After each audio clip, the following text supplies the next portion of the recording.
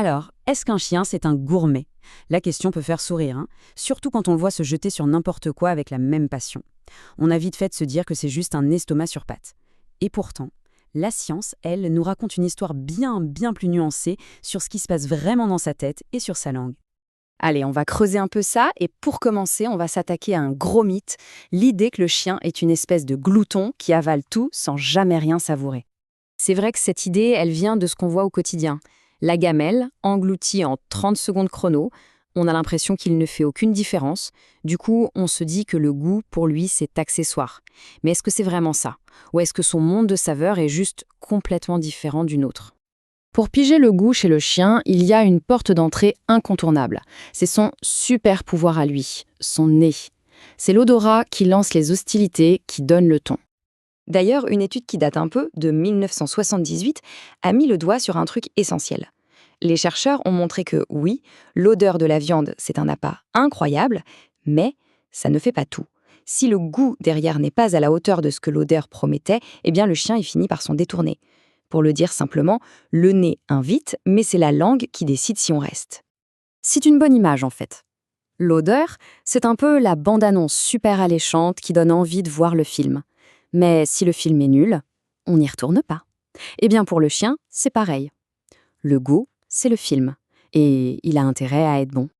Et maintenant, on arrive à la première grosse découverte sur le palais du chien. Son univers gustatif est en fait dominé par une saveur qu'on commence à bien connaître, mais qui pour lui est juste fondamentale. C'est l'umami.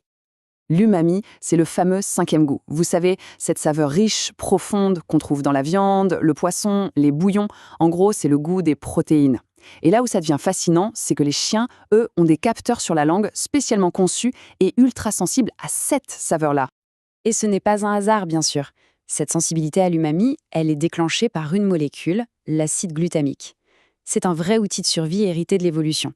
Leur palais est, en quelque sorte, programmé pour scanner la nourriture et dire « Ok, là, il y a des protéines, c'est bon pour moi ». Bon, maintenant, accrochez-vous bien, parce qu'on va parler de l'aspect le plus dingue du goût chez le chien, son rapport à l'amertume. Pour la plupart des espèces, nous y compris, l'amertume, c'est le gyrophare rouge, le signal d'alerte qui crie « Attention, ça pourrait être toxique ». Alors comment font les chiens pour se protéger? Est-ce qu'ils ont le même système? Eh bien, pas vraiment. En fait, la différence est carrément génétique. Une étude parue dans Piello Swan a montré ça très clairement. Les humains ont à peu près 25 types de récepteurs différents pour détecter la mer. Les chiens, eux, n'en ont que 16. Moins de détecteurs, ça veut dire forcément une sensibilité différente. Et pour mettre ça à l'épreuve, des scientifiques ont fait une expérience avec un produit au nom barbare, le benzoate de dénatonium. Pas besoin de retenir le nom, juste une chose. Pour un humain, c'est la chose la plus amère qui existe sur Terre. Vraiment. Alors les chercheurs ont préparé une eau avec une concentration de 10 micromolaires. Pour nous donner une idée, à cette dose, c'est juste insupportable, répulsif. On ne peut pas l'avaler. Ils ont donc mis cette eau-là à disposition des chiens, juste à côté d'une gamelle d'eau normale. Et le résultat, il est juste incroyable. Les chiens n'ont montré mais alors aucune réaction, zéro. Ils ont bu cette eau qu'un humain recracherait immédiatement, comme si c'était de l'eau normale. À un niveau d'amertume qui nous révulse, eux imperturbables. Complètement.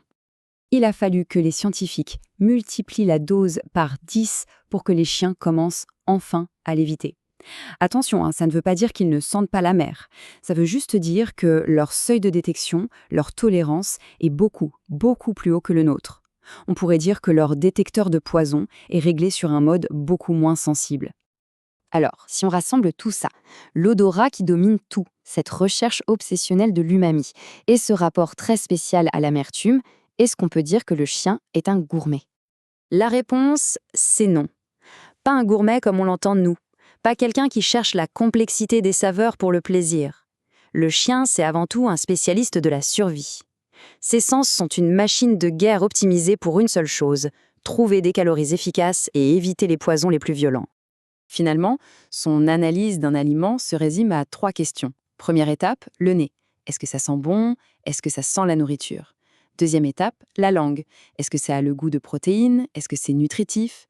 Et troisième étape, le filtre de sécurité. Est-ce que c'est extrêmement amer au point que ça pourrait être un vrai danger? Ok, tout ça c'est bien beau, mais concrètement, comment on peut s'en servir pour la gamelle de tous les jours? Eh bien, il y a 3 petites astuces toutes simples qui découlent de ça. D'abord, jouer sur l'odeur. Un petit coup au micro-ondes pour la pâter, juste pour la tiédir, ça libère les arômes et ça change tout. Ensuite, pensez umami. Un filet de bouillon d'os, sans sel, attention, ça peut transformer une gamelle un peu triste. Et enfin, pour les médicaments. Même si leur tolérance à la mer est haute, certains médocs sont si forts qu'ils les sentent. Alors il faut vraiment bien les cacher. Au final, la question n'est peut-être pas de savoir si le chien est un gourmet, c'est de redéfinir ce que ce mot veut dire de son point de vue. Ce n'est pas un critique gastronomique, c'est un expert en survie alimentaire. Alors, à sa manière, oui, c'est un gourmet.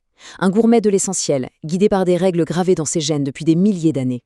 Toutes ces informations fascinantes proviennent d'études scientifiques sérieuses, dont voici les principales. C'est ça qui est génial. Plus on comprend comment ils fonctionnent, plus le lien qu'on a avec eux devient profond et intéressant.